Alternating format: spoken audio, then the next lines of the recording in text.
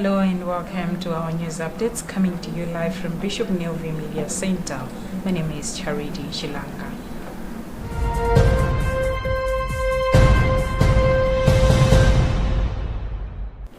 Pope Francis has called the attention to humanitarian crisis in Nagorno-Karabakh. Speaking after Sunday's Anniversary, Pope Francis recalled the crisis in Nagorno-Karabakh and the serious humanitarian conditions affecting the displaced. He also appealed for the protection of the monasteries and places of worship, expressions of faith, and signs of fraternity.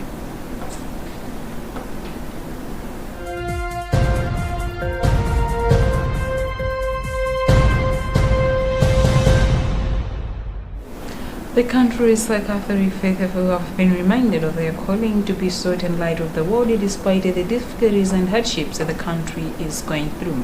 Auxiliary Bishop Yohani Nyirindo of St. Denis Luntha Parish made the remarks over the weekend when the Catholic Diocese of Mzuzu celebrated 75 years of the existence of the parish. Bishop Nyirindo said there are many developments that have taken place and many difficulties that the parish has gone through, but by the grace of God, they have withstood it all. He went on to encourage the faithful to continue preaching the word of God, saying Christians are called to bring hope to the world. St. Denis Luntha Parish was opened in 1948 with a parish place at Dupius, and it was closer to St. Peter's Minor Seminary before being relocated to Luntha Township between the years of 1980 to 1985.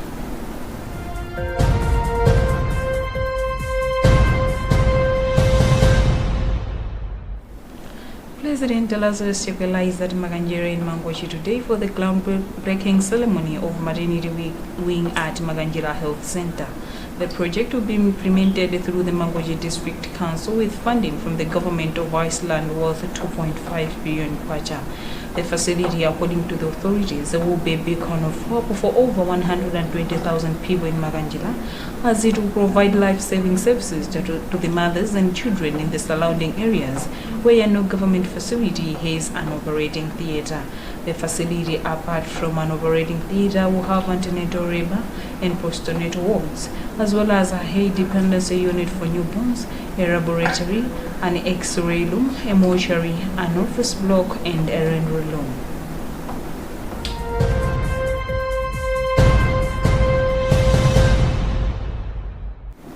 The Democratic Progressive Party (DPP) insists its President Peter Mutharika is eligible to contest at the party's elective national political conference convention and the country's presidential election.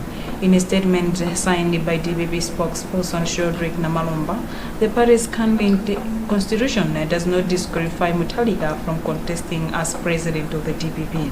Namalomba says Mutharika did not finish his second term as state president after being re-elected in 2019 presidential election because the elections were annulled, hence making him an eligible candidate. But a political commentator Wonderful Mkuchi, while acknowledging Mutharika's eligibility to contest in the presidential election, according to the country's constitution, says the party's constitution prevents him from contesting at the convention because he exhausted all his terms.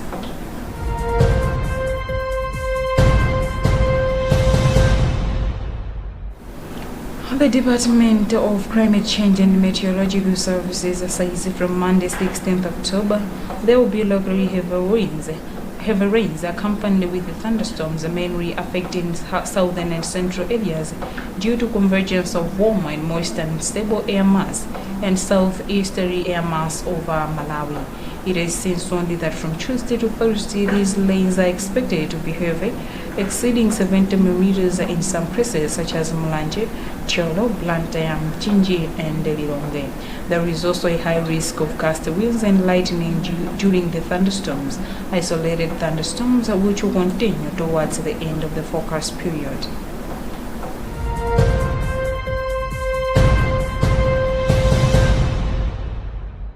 And in sports, the Super League of Malawi has announced that all 10 Super League scheduled for this afternoon will kick off at 3 p.m. instead of 2:30 p.m. due to heat wave. Solom General Secretary Williams Banda confirmed the development, saying that they are taking precautionary measures to ensure the safety of the players and other stakeholders, including fans. Banda said water breaks during the games will be observed.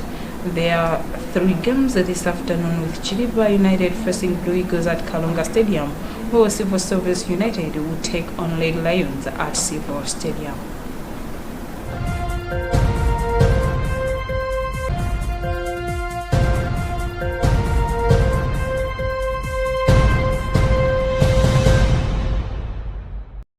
That's what we had time for in this edition of News Updates at 2. My name is Charity Shalanga. Good afternoon.